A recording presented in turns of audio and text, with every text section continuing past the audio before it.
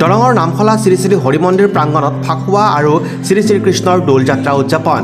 দৰঙৰ নামখলা শ্ৰী শ্ৰী হৰি মন্দিৰ প্ৰাংগণত 13 মাৰ্চৰ পৰা 3দিনীয়া কাৰ্যসূচীৰে উদযাপন কৰা হৈছে উক্ত ফাকুৱা আৰু শ্ৰীকৃষ্ণৰ দৌল যাত্ৰা।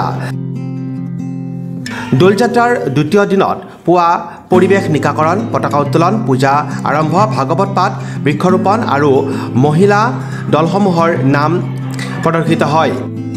দুপৰীয়া নিৰ্মালী গ্ৰহণৰ পিছত ব্যাস ওজাপালি প্ৰদৰ্শন আৰু দলীয় ফাকুৱা নৃত্য প্ৰতিযোগিতা অনুষ্ঠিত হয়। প্ৰতিযোগিতাত মুকলি মঞ্চ উদ্বোধন কৰে দৰং জিলা পৰিষদৰ প্ৰাক্তন সদস্য হেমন্ত ডেকাই। ইপিনে আজি ফাকুৱা আৰু শ্ৰীকৃষ্ণৰ দৌল যাত্ৰাৰ সামৰণি পৰিব। আমাৰ ফাকুৱা আৰু দৌল যাত্ৰাৰ আজি আমাৰ দ্বিতীয় দিন। আমি 3দিনীয়া কাৰ্যসূচীৰে পালন কৰিবলৈ আমি স্থিৰ কৰিছিলোঁ।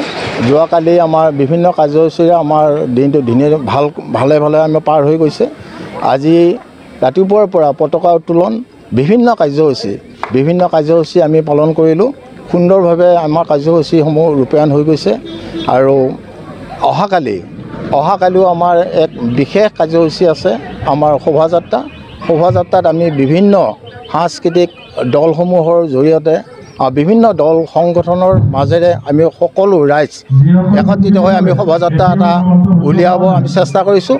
এই শোভাযাত্ৰাটোত আমাৰ সকলোৰে পৰিচিত মৰমৰ কণ্ঠশিল্পী মাননীয় হৰি হৰ্ষিত দেৱে আমাক উদ্বোধন কৰি আমাক আগুৱাই লৈ যাব।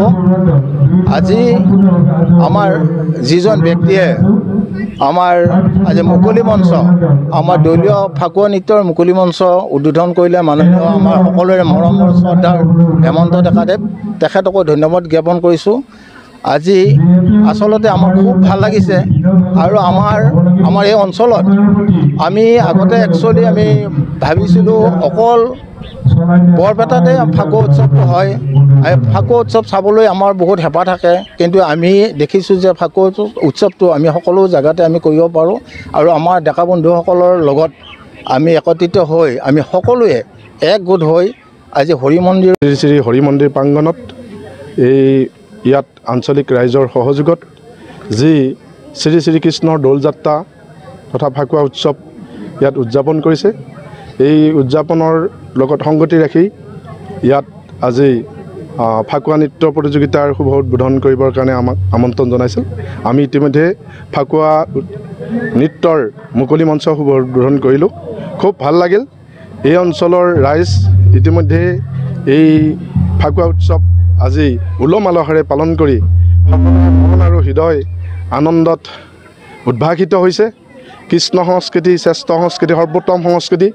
এই সংস্কৃতিয়ে আমাৰ মানৱ সমাজত ঐক্য, শান্তি, সম্প্ৰীতিৰ জাগৃত কৰি প্ৰেম, ভাতৃত্ববোধৰ নিদৰ্শনে আমাক সদায় অনৈক্যৰ মাজত ঐক্যৰ সংহতি ৰাখি আমাৰ সমাজ জীৱনক আগবঢ়াই লৈ গৈ থাকে আৰু মানৱ জীৱনৰ সাৰ্থকতা আমি ইয়াৰ পৰা লাভ কৰিব পাৰোঁ। এই কৃষ্ণ সংস্কৃতি আমি মহীয়ান কৰি আমি আমাৰ জীৱনক সমৃদ্ধ কৰি তোলাটো প্ৰতিজন মানুহৰ কৰ্তব্য। আজি নামখলা অঞ্চলত এই কৃষ্ণ সংস্কৃতি উদ্ভাসিত হৈ আমাৰ সকলোকে আনন্দিত কৰি তোলাৰ বাবে মই উদ্যোক্তা সমিতিক অশেষ ধন্যবাদ জ্ঞাপন কৰিছোঁ। বিভিন্ন কাৰ্যসূচী হৈছে। ইতিমধ্যে ওজাপালি নৃত্য ইয়াত প্ৰদৰ্শন কৰি আছে, ব্যাসৰ ওজা প্ৰদৰ্শন হৈ আছে, ভক্তিমূলক বিভিন্ন অনুষ্ঠান হৈছে। আমি এই অনুষ্ঠানটো ভক্তি আৰু আনন্দ এই দুয়োটাই কৰিব লাগিব, তেতিয়াহ'লে আমাৰ জীৱনৰ সাৰ্থকতা আহিব। নামখলা শ্ৰী শ্ৰী হৰি মন্দিৰ আৰু নামখলা ফাকুৱা আৰু দৌল উৎসৱ উদযাপন সমিতিৰ তৰফৰ পৰা আমি ৰাইজক এইটোৱে জনাব বিচাৰিছোঁ যে এই দলীয় ফাকুৱা আমাৰ যোৱা বছৰৰ পৰা আৰম্ভ হৈছে। আজি এই বছৰ আমাৰ দ্বিতীয় সংখ্যক।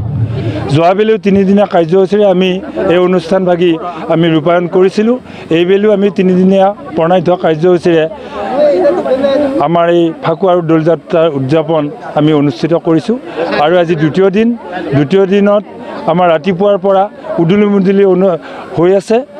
বিভিন্ন অঞ্চলৰ পৰা ভক্ত আহি ইয়াত সমাগম ঘটিছে আৰু ইয়াত বৈদিক নিয়মৰে আমাৰ পূজা পাতল গোটেইখিনি হৈছে। লগতে আৰু ইয়াতে হৈছে আমাৰ আয়ত্ৰী নাম প্ৰদৰ্শন হৈ গ'ল, আমাৰ ব্যাস ওজাপালি প্ৰদৰ্শন হৈ গ'ল আৰু এতিয়া বৰ্তমান হৈ আছে আমাৰ দলীয় ফাকুৱা নৃত্য প্ৰদৰ্শন।